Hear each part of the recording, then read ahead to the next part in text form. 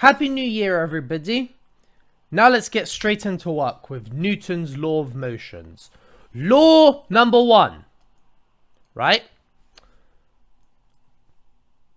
A particle with equal resultant forces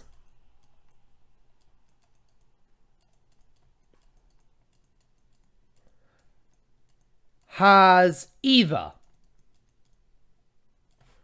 constant speed or is stationary. So let's say we have a body here, right? And we're saying that here is 100 newtons and here is also 100 newtons, right? Those have a resultant force of 0 because 100 minus 100 is equal to 0. And therefore, the acceleration is 0. So these are the only two conclusions that you can make. All right? And why are those the only two conclusions we can make? Because of Newton's second law, that the force is equal to the mass times acceleration. Okay? The third and final law of motion is that every action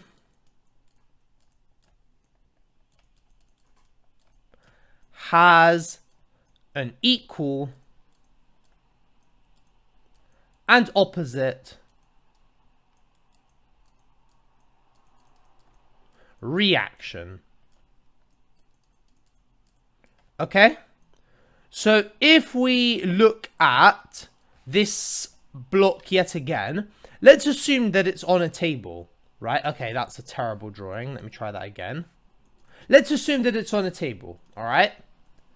And the force that's acting on the table is the weight, okay? That means there is an equal and opposite reaction force.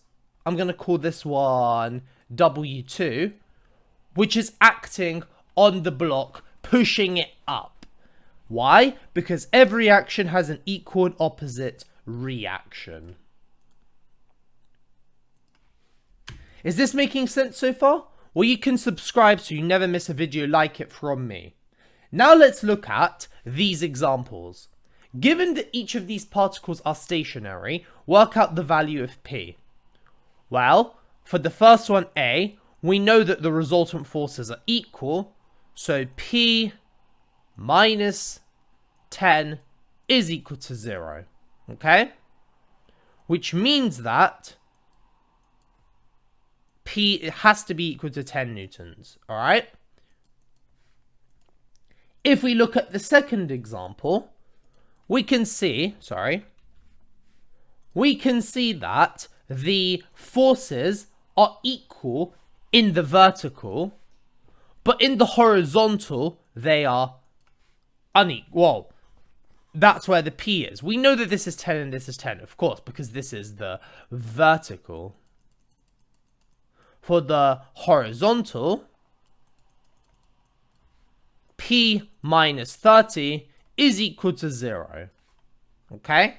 Which means that, once again, P has to be equal to 30 newtons. What about C?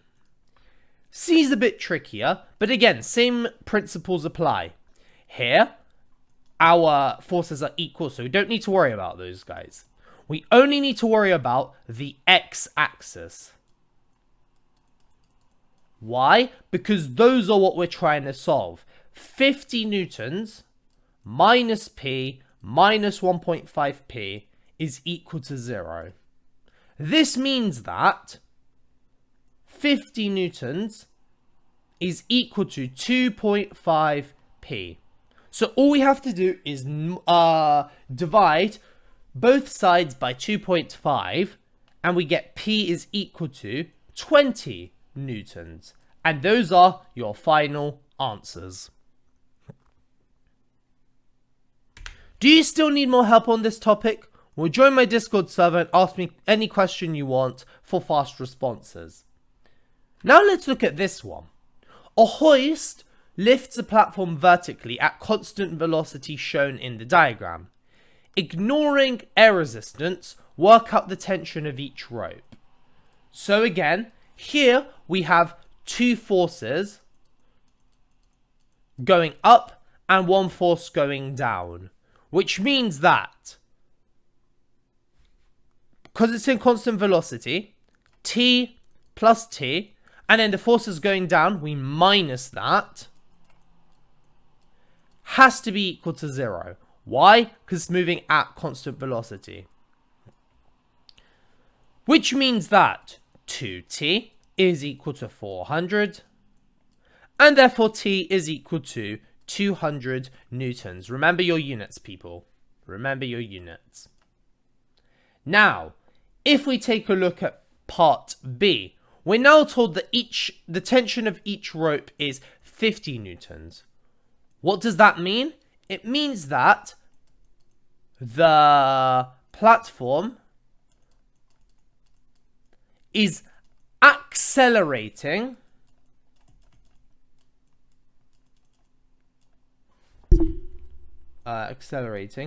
down, and that's it. Why? Because in this case, right, if resultant forces are not equal to 0, it means that t plus t minus 400 is equal to mass times acceleration. But we'll look at that in the next lesson. Thanks for watching. I hope this video made sense. Do you guys want to pass your exams with flying colours? Well, you can get tutored by me today. Drop me an email and we can organise a meeting and a quote. Keep on learning, as you have no idea what you're capable of doing.